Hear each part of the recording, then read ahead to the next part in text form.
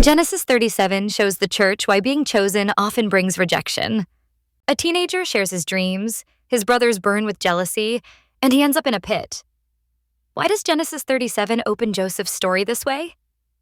Genesis 37 shifts the spotlight from Jacob to his son Joseph, and the drama begins right away. Joseph is 17, his father's favorite, and everyone knows it. The robe Jacob gives him is proof.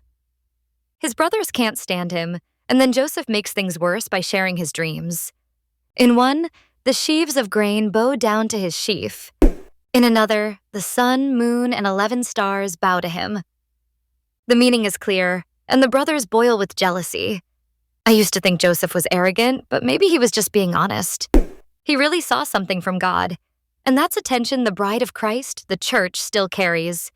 When you walk with God's favor, people may misread you, misunderstand you, or even hate you. Paul says in 2 Timothy chapter 3, verses 12, "Everyone who wants to live a godly life in Christ Jesus will be persecuted." Joseph's robe was visible, and so is the church's identity, and visibility often brings hostility. The brothers plot against him. At first, they want to kill him. Reuben persuades them to throw him into a cistern instead. Judah suggests selling him to traders. In the end, Joseph is stripped of his robe, thrown in a pit, and sold for silver. Does that sound familiar? Stripped, betrayed, sold for silver. Joseph's story foreshadows Christ, but it also whispers about the bride of Christ. The church, too, is often misunderstood, stripped of honor, pushed into pits, and treated as worthless by the world. Yet God's hand never leaves. The robe is another key detail. It represented Joseph's favor, but it also made him a target. When the brothers dip it in goat's blood and hand it to Jacob, he believes Joseph is dead. That robe is gone, but Joseph isn't.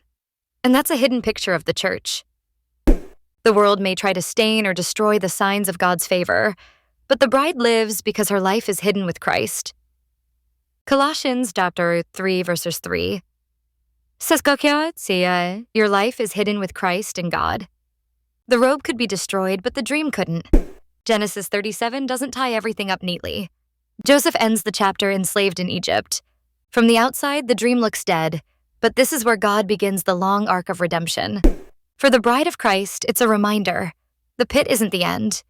The betrayal isn't final. God's promises don't die in a cistern.